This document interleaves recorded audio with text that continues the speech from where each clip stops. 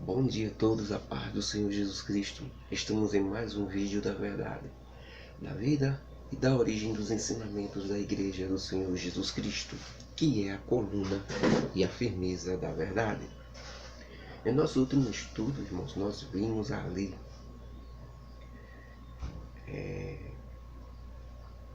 o apóstolo Paulo praticamente já não se despedindo, mas no meio de sua carta aos Tessalonicenses.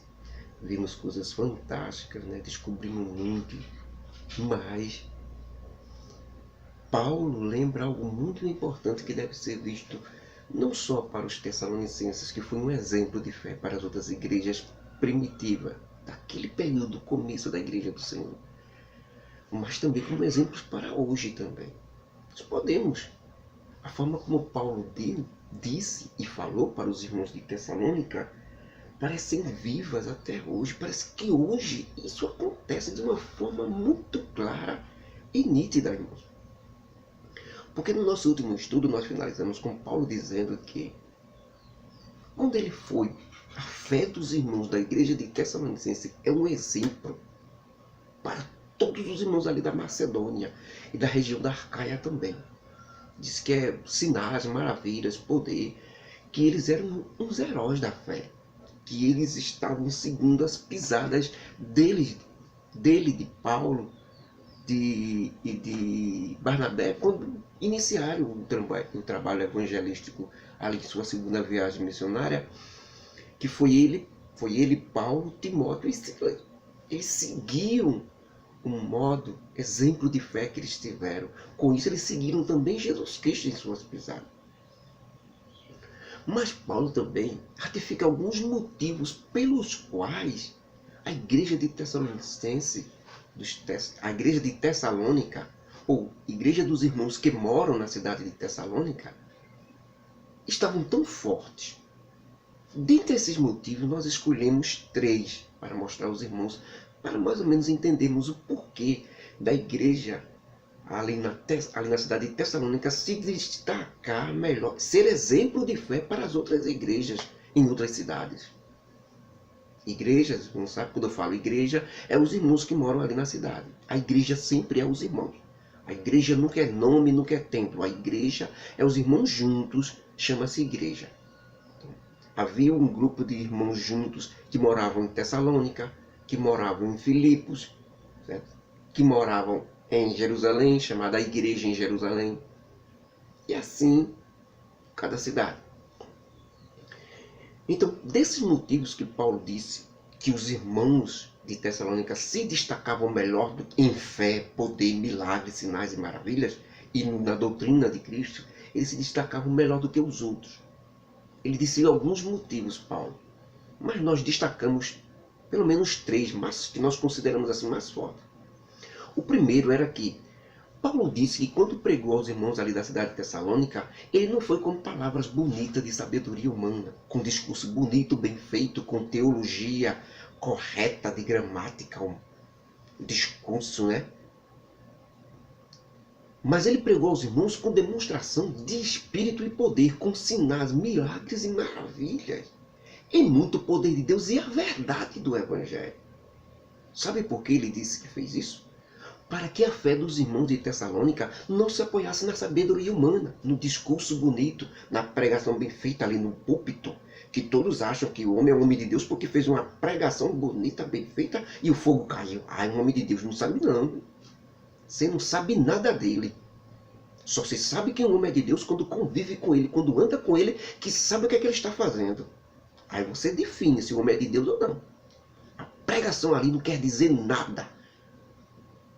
O pior lugar para se definir onde se uma pessoa é de Deus ou não é nas reuniões que se fazem nas denominações. É dentro da religião. Ali você não pode dizer quem é quem. Você só pode afirmar que uma pessoa é realmente de Deus na hora que ela está no trabalho, na hora que ela está na escola, na hora que ela está diante da tentação, na hora que ela está diante de um grande tumulto, diante de alguém que vai para cima dela para bater nela, Aí é que você vê se a pessoa é de Deus. Aí é que você vê se a pessoa tem controle, se a pessoa é convertida, se o Espírito Santo está dentro dela. É na hora da tentação. É quando está na frente de todos. Mas quando está dentro da denominação, dando glória a Deus, aleluia, sentindo a presença de Deus, aí não dá para você definir se a pessoa é de Deus. Porque há muito engano aí. Na hora H é que se descobre se uma pessoa é de Deus ou não. E não ali na denominação. Carregar a Bíblia na mão não diz que uma pessoa é de Deus. Isso não quer dizer nada. E todo dia, para a denominação, para se reunir com os outros irmãos, para cantar, louvar o Senhor, isso não quer dizer que você é uma pessoa de Deus. Isso quer dizer que você é uma pessoa religiosa. Você está participando das atividades da sua denominação. Você é uma pessoa religiosa. Agora que você é uma pessoa de Deus, você só prova uma pessoa de Deus na hora da prova. Na hora da dificuldade. Como Jó, que teve tudo tomado dele e disse, bendito seja o nome do Senhor. Aí é que se prova que é de Deus. Mas quando está tudo bem com a Bíblia na mão, a geladeira cheia, tudo bem na sua casa, isso não se prova que é de Deus, não. Pelo contrário, isso se engana. Muita gente enganada, achando que é de Deus, porque só vive no bem bom. Vá para a prova, vá para a dificuldade, vá para a tentação, resista e prove que é de Deus. Então, Paulo disse, essa sua primeira explicação do porquê da fé dos irmãos ser tão forte, é que demonstrou espírito e poder para eles. Não foi palavra bonitinha, não. Pregação bonita, aquela coisa toda, aquele engano, conto da carochinha, não. A Davi venceu Golias, ai, glória a Deus, aleluia. Não. Pare com isso. Conserte sua vida. Entre dentro dos ensinos de Jesus Cristo. Aí você prova. Então, os irmãos de Tessalônica concluíram isso. Certo? Por isso, os sinais seguiam ele, as maravilhas pregavam a verdade também. O segundo ponto que Paulo disse, que eu considerei como principal também, o segundo ponto dos três que eu considerei principal, o segundo ponto é, Paulo disse que quando ele esteve pregando na cidade de Tessalônica, junto com Timóteo e Sila, eles deram exemplos de verdadeiros seguidores de Jesus Cristo a eles, aos tessalonicenses. É muito importante isso. Não foi só a pregação. Eles viveram a vida de pregação. É como eu disse. Você não julga uma pessoa pelo que ela diz. Você julga pela vida dele no dia a dia. Você tem que conviver com a pessoa para saber se a pessoa é ou não é aquilo que está falando. Em casa, normalmente, é que se revela muito a pessoa. Na igreja, quando prega, você não consegue ver o que ela é. Mas em casa, com a família, com a esposa, com os filhos, como ele se comporta, aí você vê se ela é de Deus ou não. Como ele está fazendo, se ele tem os ensinos de Jesus Cristo para dar, se eles têm as mesmas pisadas de Jesus Cristo. Então Paulo disse, irmãos, que eles deram exemplos a eles, de verdadeiros seguidores de Jesus. Eles não usaram o direito de apóstolos, ou seja, não quiseram ser sustentados pelos irmãos, mas trabalharam de dia e de noite para que não precisassem do dinheiro dos irmãos para nada. Eles se mantiveram, e isso fez com que os irmãos, veja, Paulo diz que isso fez com que os irmãos de Tessalônica amassem muito eles, pois não viam neles aproveitadores, que não quiseram trabalhar para viver à custa dos irmãos. Os irmãos viram que eles não eram aproveitadores. Eles trabalharam e pregaram. Trabalhava e pregava. Assim os irmãos pegaram mais confiança em Paulo, em Timóteo e em Silas, que é o exemplo que todo líder deve dar. Provar os irmãos, pedir para os irmãos. A Bíblia diz que aquele que não trabalha também não coma. Então o pastor, o líder, ele deve ser o primeiro a dar esse exemplo. Agora, não é nada demais que se a igreja tem condições de sustentar o irmão, o líder ali, e ele possa se dedicar mais a essas verdades de ensino, a isso, não é para ficar olhando a vida dos outros, nem tacar a vida boa para ver nada não, nem buscar dinheiro dos irmãos não. Se ele pode, se os irmãos podem sustentar ele, para ele se dedicar completamente a essas verdades, trazer essas verdades para os irmãos, né? Ver a santidade, a espiritualidade dos irmãos, então a Bíblia diz que faça. Agora, não é como nos dias de hoje não, que dê o sustento necessário, a comida. como nós dizemos, o salário mínimo para sustento dele. Não dê luxo, não. Esses salários que estão dando por aí a líderes, isso é luxo. Isso é para que eles se afastem mais de Deus.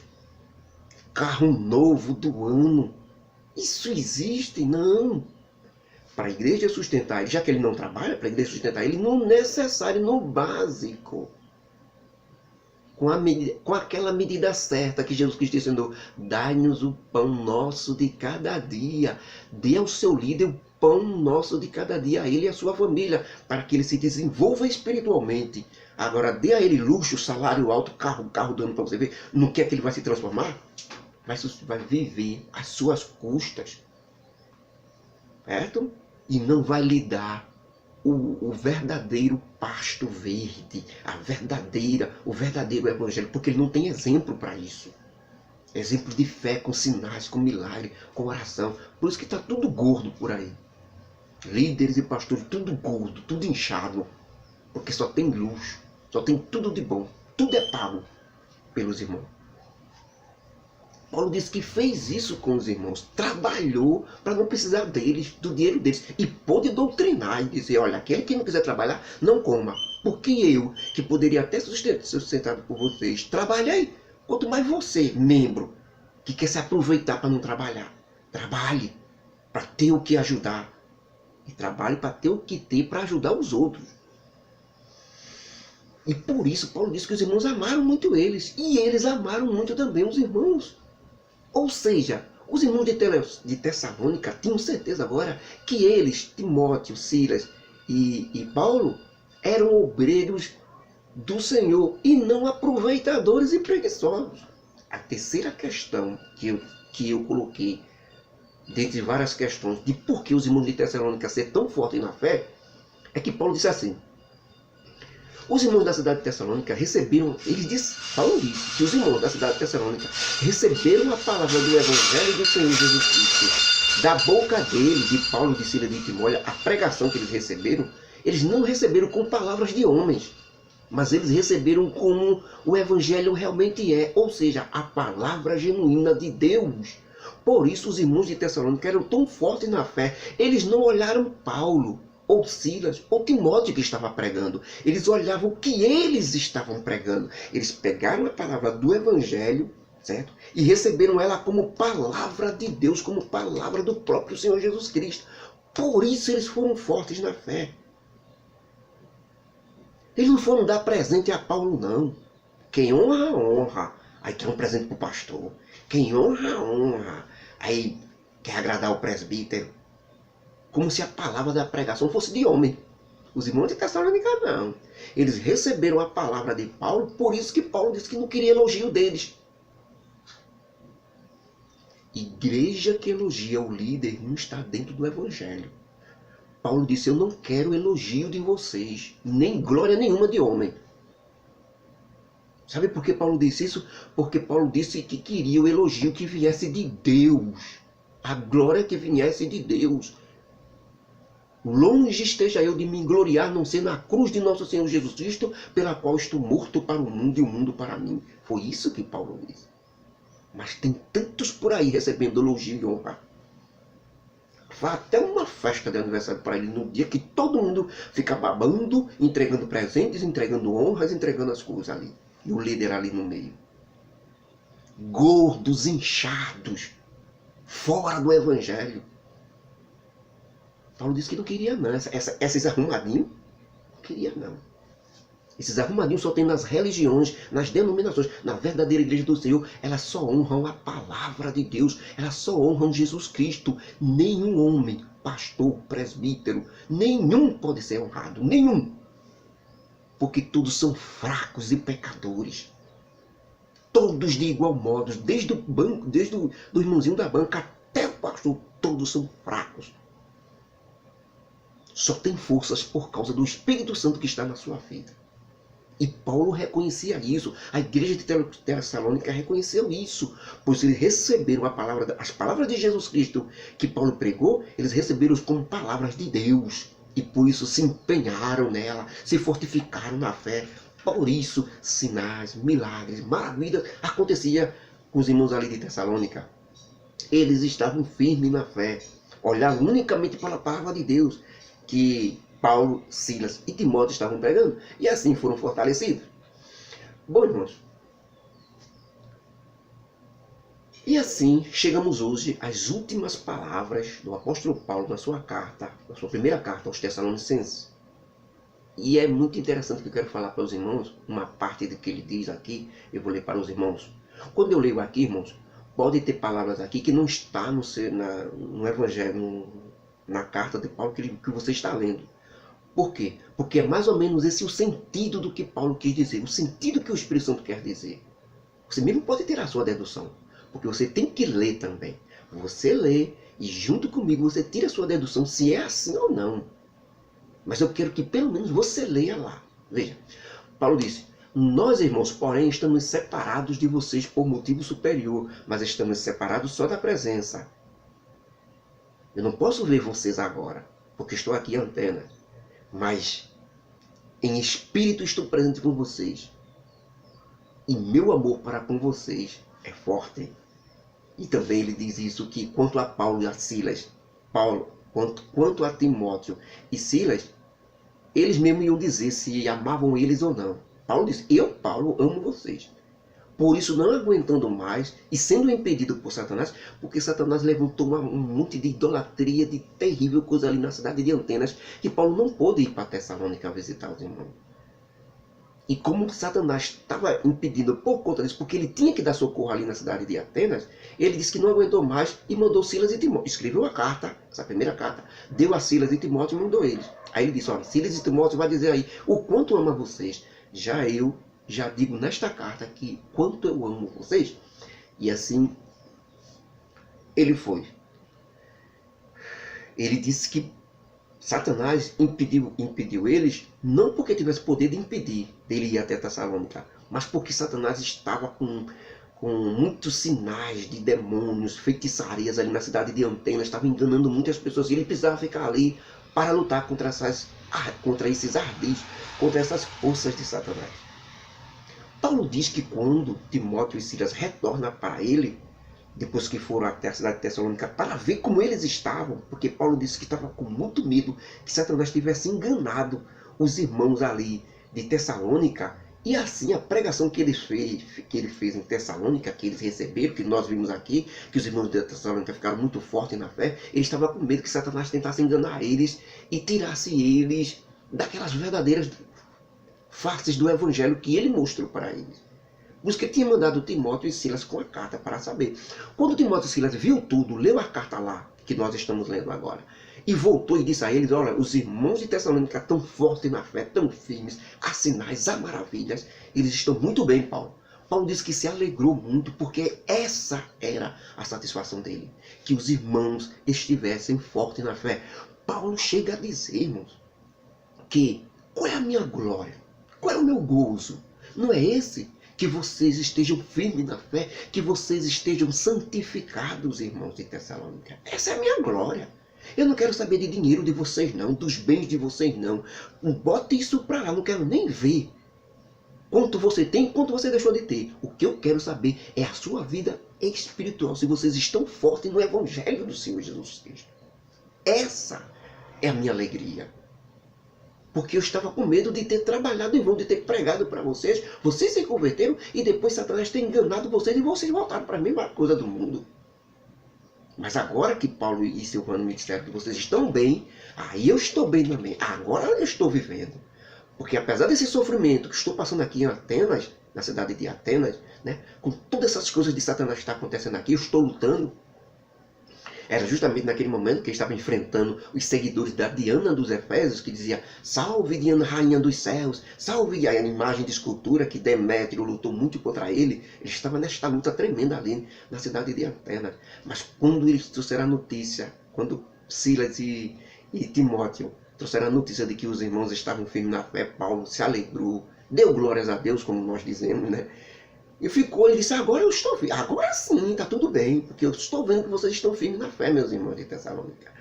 E também ele disse: porque é isso que o Senhor quer, a vossa santificação. Aí ele entra, irmãos, em algo muito melindroso, que cada um de vocês possua o seu corpo como templo do Espírito Santo. Certo? Muito bom, irmão, essa explanação que Paulo dá. A santificação, sem a qual ninguém verá o Senhor. Que os irmãos possuam seu corpo, os membros do seu corpo, para aquilo que é natural, para daquilo que ele foi feito. Não inventem coisas, não. Porque o Espírito Santo está dentro do seu corpo. O seu corpo é o templo e morada do Espírito Santo proveniente de Deus. Essa história, que até de líderes, pastores, de dizer que dentre quatro paredes a intimidade vale tudo, é mentira. Isso é um jogo de Satanás. Não façam isso não. Porque a Bíblia, Paulo, o Senhor Jesus recomendou santificação. O que é santificação? Separar-se de tudo quanto é errado. Toda vez, irmãos. Santificação, irmãos, ser santo não é fazer milagres, sinais e maravilhas, porque quem faz isso é Deus, é o Senhor Jesus Cristo. Ser santo é se separar das coisas erradas. Se você conserta alguma coisa hoje na sua vida, você está se santificando pela palavra que Jesus Cristo ensinou. Se você praticava uma coisa que você pensava assim que era natural, que não era tão demais, mas se você descobriu pelo Evangelho que você precisa se santificar, precisa se afastar disso, e você se afasta, você está se santificando. E Paulo disse que era isso que Deus queria. Deus quer a vossa santificação. Porque sem ela, ninguém verá Deus. Sem santificação não pode, irmão. Então, possua o seu corpo, que é o templo e morada do Espírito Santo, em santificação, disse Paulo. Ninguém oprima seu irmão, em negócio algum. Mantenha seu corpo limpo. Afaste-se da prostituição, do sexo ilícito. Há práticas, irmãos, que não devem ser feitas. O natural é natural. Tudo, quando Deus fez o corpo, Ele fez com todas as suas necessidades para se encaixar em tudo que é natural, para aquilo que Ele foi feito. Se você for fazer algo que não é para aquilo que ele foi feito, você está sendo antinatural. E a santificação é para isso, para que tudo seja dentro dos conformes. Tudo, por isso que ele diz, afaste-se da prostituição. A prostituição não só é o sexo fora do casamento.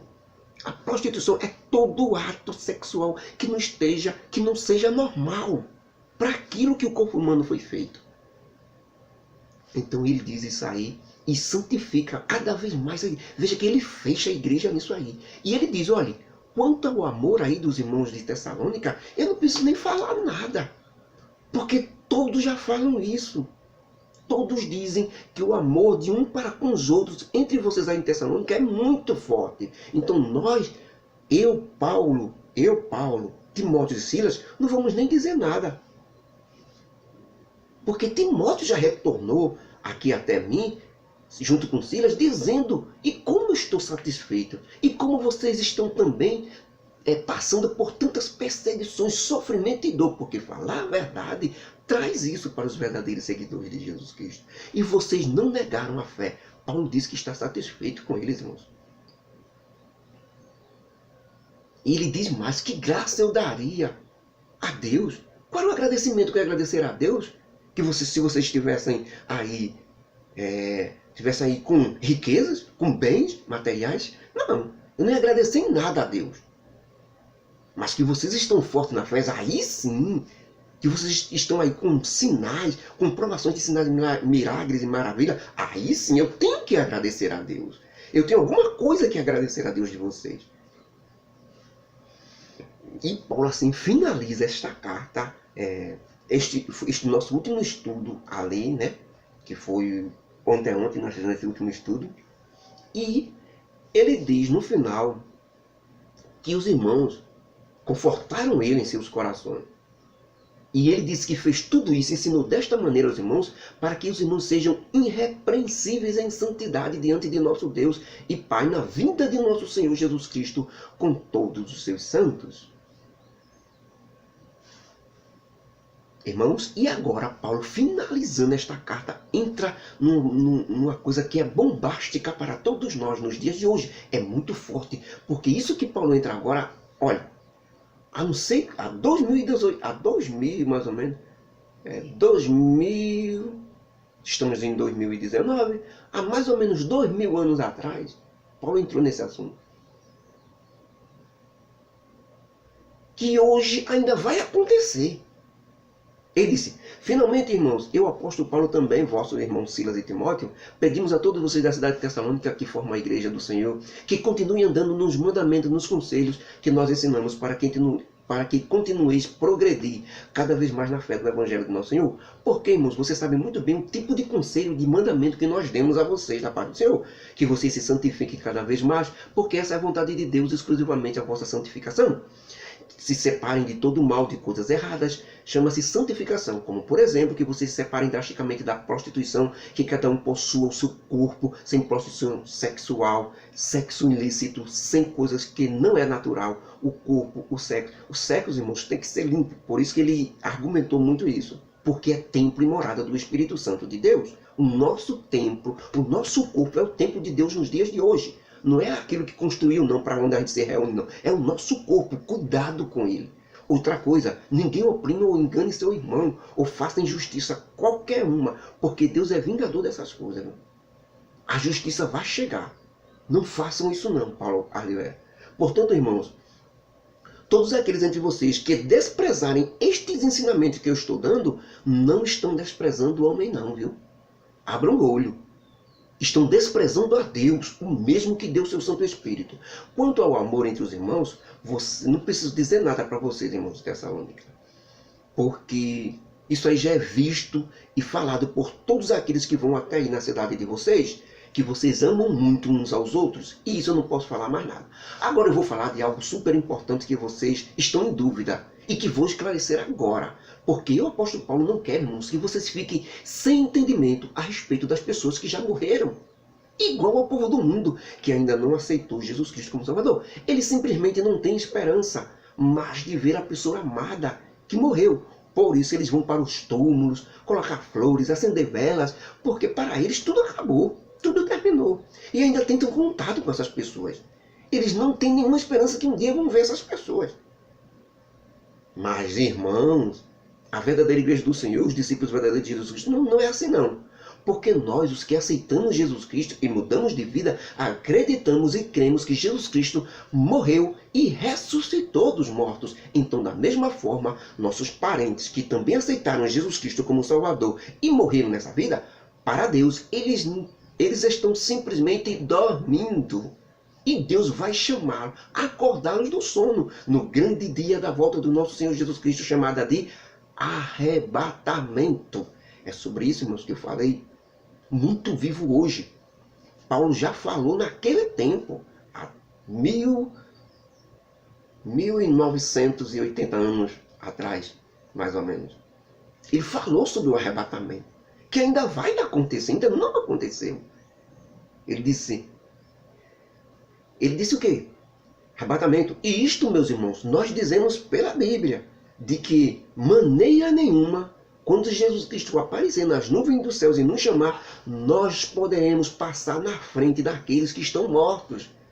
Para se encontrar com Jesus Cristo nas nuvens? Não. Primeiro, Deus ressuscitará todos eles, os mortos que morreram, mas aceitaram Jesus Cristo como Salvador antes de morrer. E quando eles saírem de seus túmulos, ou seja, lá onde eles estiveram, onde seus corpos foram jogados, ou dos túmulos onde foram jogados, eles se encontrarão conosco aqui. Quando Jesus Cristo aparecer nas nuvens, acontecerá o arrebatamento. Deus ressuscitará todos os que morreram, desde Adão até aquele momento do arrebatamento. Deus ressuscitará todos. Desde Adão, todos que morreram na fé em Jesus Cristo, antes de Jesus Cristo vir ao mundo, e todos que morreram depois de Jesus Cristo, que aceitaram Jesus Cristo como Salvador de suas vidas. Jesus Cristo. Ele ressuscitará todos. Todos os que morreram, que não esperaram pelo Messias Jesus Cristo, e todos que morreram sem aceitar Jesus Cristo como Salvador, continuarão dentro das suas covas, dentro de seus túmulos. Eles não serão ressuscitados. Só serão ressuscitados os que morreram, que aceitaram Jesus Cristo. Então, eles serão ressuscitados. Nós que estamos vivos neste momento, eles se encontrarão conosco aqui. Teremos nossos corpos transformado. Esse corpo aqui não pode ir para o céu. Então terá que ser transformado num corpo chamado de glorioso, igual ao de Jesus Cristo. Os que ressuscitarem dos mortos terão seus corpos transformados também ao corpo glorioso, igual ao de Jesus Cristo. Se nós nos encontraremos aqui, certo? Eles sairão dos túmulos e quando se encontrarem conosco, subiremos todos, o Espírito Santo nos levará todos para o céu. Para as nuvens do céu. Porque Jesus Cristo está lá para se encontrar conosco. Esta ação de saída do Espírito Santo nos levando para lá, abrirá caminho para o anticristo aparecer. Mas veja como é que Paulo diz. Primeiro ele ressuscitará os mortos desde Adão até agora. Receberemos corpos gloriosos, igual de Jesus Cristo, sem pecados. Por isso que nós já vamos poder subir. O Espírito Santo nos fará subir junto às nuvens do céu com Jesus Cristo. Porque o mesmo Senhor Jesus Cristo, quando chegar a hora, ele descerá dos céus até as nuvens com voz de alarido. Paulo dizendo aos Tessalonicenses, com voz de alarido. Alarido, irmãos, é só para a igreja. Só a igreja escutará esta voz de Jesus Cristo, chamada voz de alarido, que irá ressuscitar todos os que morreram, e nós que estamos vivos teremos nossos corpos transformados e subiremos. Como Jesus Cristo será como um imã gigantesco de todas as partes do mundo. Os homens subirão até ele, todos que foram salvos subirão até ele. Isto, irmão, chamado de arrebatamento. Depois Jesus Cristo pegará esta igreja que o Espírito Santo levou até ele nas nuvens do céu e levará até o trono de Deus. Na terra aqui, certo? Haverá o grande sumiço. O anticristo aparecerá e se revelará ao mundo. Dirá que a culpa é de Deus. Ou foi do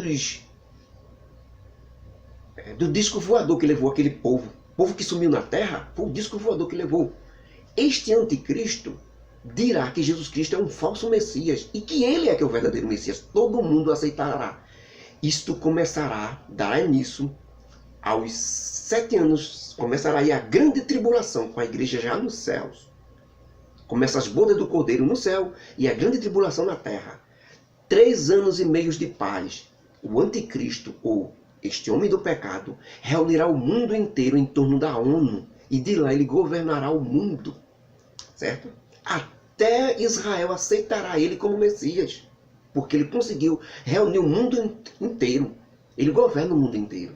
Então, até Israel, a nação de Israel lá no Oriente Médio, aceitará ele como Messias. Mas a igreja já está no céu. Serão 3 anos e meio de paz. Aí Paulo diz, 7 anos de tribulação na terra. Depois retornará novamente à terra, Jesus Cristo, com a sua igreja. Só que desta vez ele vem com a voz de arcanjo. O que é a voz de arcanjo? Só Israel sabe a voz de arcanjo. O alarido é só a igreja. A voz de arcanjo é só Israel, a nação de Israel ali no Oriente Médio. Por quê? Porque depois dos 3 anos e meio de paz, que o mundo dirá a paz, virá justamente essa repetida destruição. O anticristo agora declarará que não é mais o Messias. Lá em Israel, ele se sentará no trono de Deus no templo que será construído e se declarará que ele é Deus. Ele não é só o Messias, não. Ele é o Deus mesmo. E exigirá que a nação de Israel adore ele. Israel recusará e o expulsará. Ele sairá lá de Israel, porque Israel rompe o pacto com eles. Ele sairá de lá e reunirá todas as nações do mundo para a grande guerra do Armagedon ali contra Israel. É os 3 anos e meio. Nesses 3 anos e meio de guerra, Deus derramará as pragas sobre o mundo. Muita gente morrerá, as pragas sobre tudo aquilo que a humanidade fez contra Deus e contra a sua igreja. A igreja do Senhor será vingada ali, nessas pragas que serão as taças do Apocalipse, tudo será derramado nesses 3 anos e meio. Quando desse justamente 7 anos que Israel tiver cercado o anticristo, a besta e o falso profeta, com as suas armas apontadas para Israel, para aniquilar o Estado de Israel, a nação de Israel, a Jesus Cristo descerá do céu com a sua igreja. Destruirá os exércitos das nações que estão cercando Israel, salvará Israel. Israel aceitará Jesus Cristo como o verdadeiro Messias, né? Ele descobrirá que é Jesus Cristo mesmo o Messias. Jesus Cristo prenderá o anticristo, a besta, o falso profeta, lançará eles dentro do lago do fogo e prenderá Satanás no grande abismo.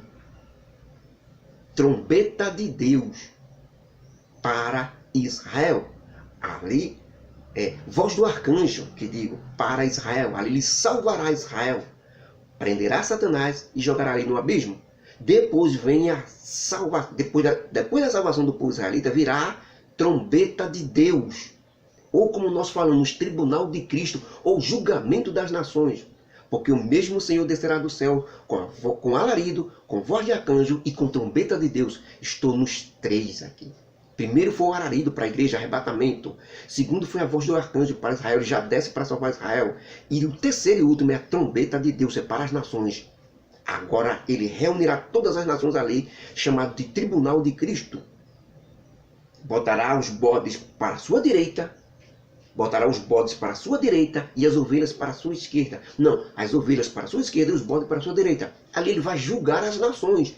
Os 12 apóstolos se sentarão em 12 tronos para julgar também a nação de Israel. É ali o julgamento de Jesus Cristo. Esse não é o julgamento final, certo? Ali é para entrar no reino milenial. Os bodes serão lançados no lago de fogo. Serão condenados e lançados no lago de fogo. E as ovelhas, aqueles que ajudaram Israel durante a grande tribulação, que fizeram coisas boas, aqueles que aceitaram Jesus Cristo, entrarão no reino milenial, que será o reino de 1000 anos.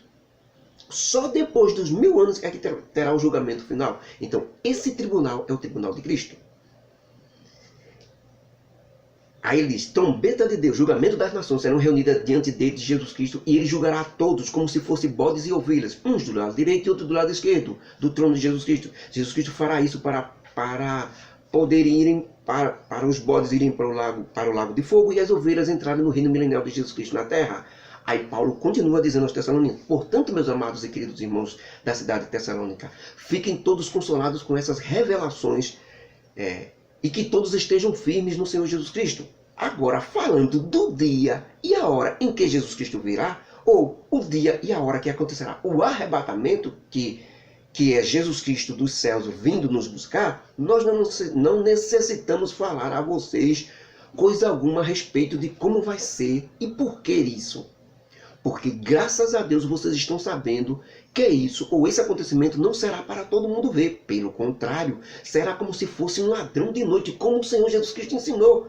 Um ladrão vem em hora em que ninguém espera. Exatamente como o nosso Senhor mesmo falou. Ninguém conseguirá dizer exatamente em que dia ou hora Jesus Cristo virá dos céus nos buscar. Mas nosso Senhor deu algumas dicas de como, ou mais ou menos em que tempo, esse grande acontecimento chamado arrebatamento acontecerá. Por exemplo, o arrebatamento ou vinda do Senhor Jesus Cristo não acontecerá para nos buscar, não acontecerá antes que o anticristo se revele ao mundo. O filho da iniquidade que se levanta contra tudo o que é Deus, o que é Jesus Cristo e o que é Deus. Por isso o seu nome, anticristo. Porque o Espírito Santo ainda está aqui com a igreja na terra. Mas no arrebatamento, a ação maior do Espírito Santo, que impede o anticristo de aparecer, essa ação irá junto com a igreja. O Espírito Santo levará a igreja até as nuvens do céu para entregá-la a Jesus Cristo. Isso abrirá oportunidade para o anticristo se mostrar para o mundo todo. Sem a presença forte do Espírito Santo na terra, ele aparecerá e vai dizer que Jesus Cristo é um falso Messias e que ele é que é o Messias verdadeiro. Ele juntará o mundo todo. Então, logo após o arrebatamento da igreja, quando o mundo inteiro estiver sob a liderança de um só homem chamado de Anticristo, então todos dirão, a paz, a segurança, a paz, a paz, a paz.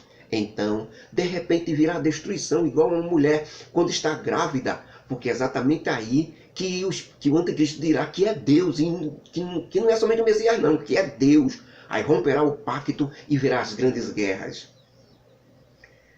E Paulo disse que isso vai acontecer, é como uma mulher que está para dar as dores do seu primeiro filho. Ela sente as dores de parto, chamadas de dores iniciais, que já são terríveis, Mesmo assim será naquele dia, depois da falsa paz que o anticristo colocou no mundo, e de modo nenhum ele romperá o pacto e virá as dores de parto, o início das grandes guerras, que será principalmente contra Israel. Todos seguirão o anticristo, não escaparão todos os que seguirem ele. Todos aqueles que não deram ouvidos ao Senhor Jesus Cristo não escaparão. Mas vocês, irmãos, já não estão em trevas, não. Para que aquele dia pegue vocês de surpresa, porque todos vocês são filhos da luz, filhos do dia, e não somos da noite. Porque Deus não nos chamou, através de Jesus Cristo, irmãos, para depois sofrermos a ira dele. Não. Como é que pode a gente passar? Como é que pode? Tem gente aí que está pregando que a gente vai passar pela grande tribulação. Isso é um engano terrível, irmão. Deus não nos chamou para a sua ira, não. Nos chamou para a salvação. Mas sim, ele nos chamou para aceitar Jesus Cristo, para ganhar a salvação. Porque esse nos chamou não quer dizer que Deus escolheu a mim e a você não para ser salvo, não. Isso é também outro grande engano. Deus, quando Paulo diz que Deus não nos chamou para a destruição, mas para a salvação, Paulo quer dizer que Deus nos chamou quando ele deu a salvação a todos os homens. Ele ofereceu a salvação a todos os homens. Isso é um chamado. Nós que aceitamos, ficou compensado esse chamado. Nós aceitamos o chamado de Deus para a salvação através de Jesus Cristo. Então isso é para a salvação. Não é para passar por grande tribulação, nem sofrimento, não. O nosso sofrimento só será hoje, porque nós pregamos a verdade. Aí podemos sofrer hoje, mas depois que formos para o céu, depois que morrermos, não vamos passar mais por grande tribulação, não. Diferente de muita gente que está pregando isso por aí. Aqueles que não aceitaram Jesus Cristo não aceitaram o chamado. Por isso que eles vão ser condenados. Não é porque Jesus não aceitou.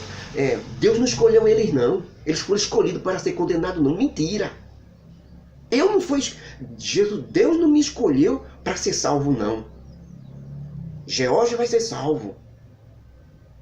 Deus não fez isso, não. Deus não faz acepção de pessoa, não. Deus deu a salvação a todos. Cabe a todos os homens, ver se aceitam ou não. Aqueles que aceitarem, bom. Aqueles que não aceitarem estão se condenando. Deus não faz acepção de escolha. Deus não tem escolhidos. Nós, os que aceitamos Jesus Cristo, é que nos tornamos escolhidos de Deus. Por quê? Porque nós aceitamos segui-lo. Certo? Não foi Deus que me escolheu, não. Jesus Cristo disse que escolheu os 12 apóstolos. Eu vos escolhi. Não foram vocês que me escolheram. Eu vos escolhi. Mas foi os 12 apóstolos que ele deu nome. Paulo, Pedro, Tiago, João. Ele escolheu mesmo. Foram vocês que eu escolhi. Mas para a salvação, não. Para a salvação, Deus deu a toda a humanidade, a todos os homens. Não teve escolhidos para a salvação, não. Nem escolhidos para serem condenados, não. Quem escolhe para ser salvo é a pessoa mesmo. Quem escolhe para ser condenado é a pessoa mesmo, o ser humano. Quando ela não aceita Jesus Cristo, ela está dizendo, eu estou escolhendo ir para o inferno. É ela que decide isso. Quando ela aceita Jesus Cristo como Salvador de sua vida, aceita a escolha de Deus, ela está dizendo, eu estou escolhendo ir para o céu.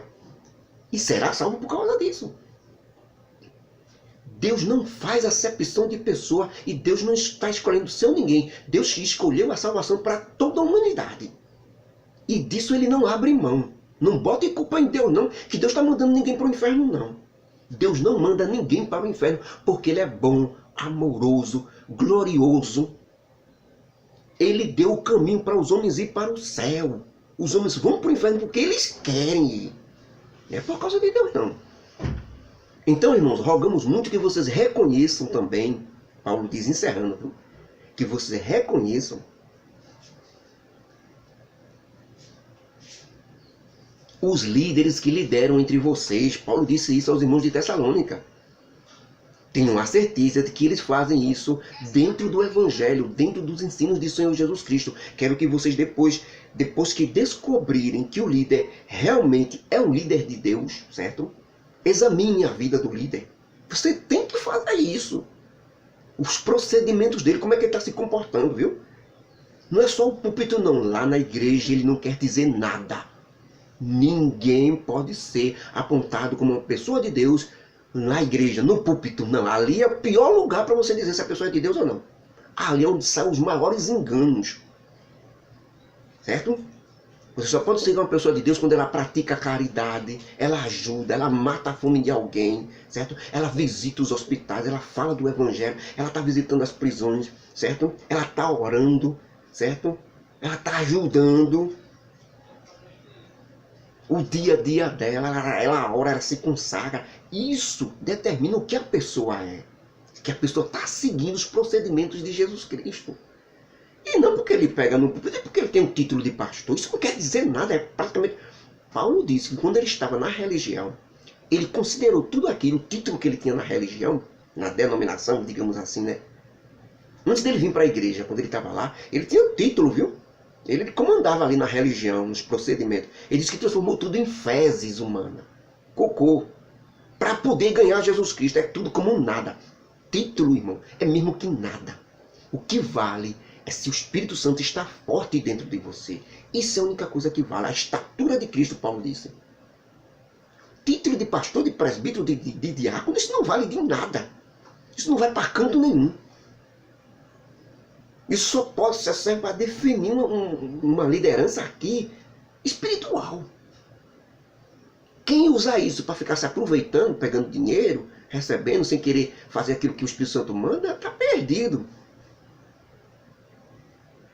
Considere dentro de você, seja forte por dentro, espiritualmente falando. É isso que Paulo está dizendo aos irmãos em Tessalônica. Examine o líder, os líderes que estão liderando entre vocês. Se vocês descobrirem que eles realmente têm os procedimentos de Cristo, aí Paulo diz, honre-os, ame-os cada vez mais, porque eles estão dentro também do Evangelho. Estão levando para vocês o verdadeiro Evangelho genuíno. Ame seu líder, seu pastor, porque está dentro dos conformes da palavra de Deus. Ele não se aproveita de você, certo? Não é voz mansinha, não. Acabe com essa história de só porque o pastor fala mansamente, calmamente. Isso não quer dizer nada. Pior, isso engana. Saiba dos procedimentos da vida dele. Se ele faz acepção de pessoa. Se ele trata diferente o filho dele do que um membro. Isso é que vai dizer se ele é de Deus ou não. Porque pastor de denominação todo mundo é. Agora, pastor de Deus, só com esses procedimentos. Fiéis e verdadeiros dentro do Evangelho. Queremos também, irmãos, que vocês abram os olhos dos desordeiros, dos desobedientes, para que eles parem com isso. Também consolem os que estão para baixo, aquela autoestima lá para baixo, sem forças, sem ânimos. Que vocês sustentem os fracos na fé e tenham paciência com eles. Para com todos também. Irmãos, não queremos que ninguém retribua na mesma moeda a maldade que outro fizer com ele. Nós temos que seguir sempre o bem, tanto de uns para com os outros, como para com todos. Sempre estejam alegres e orai em todos os momentos nos vossos pensamentos. Não é só de joelho, não. Em pé, não. Nas denominações, nos templos, não. Você tem que orar, não. Em casa é muito mais orar do que na... Tem gente que só ora no templo.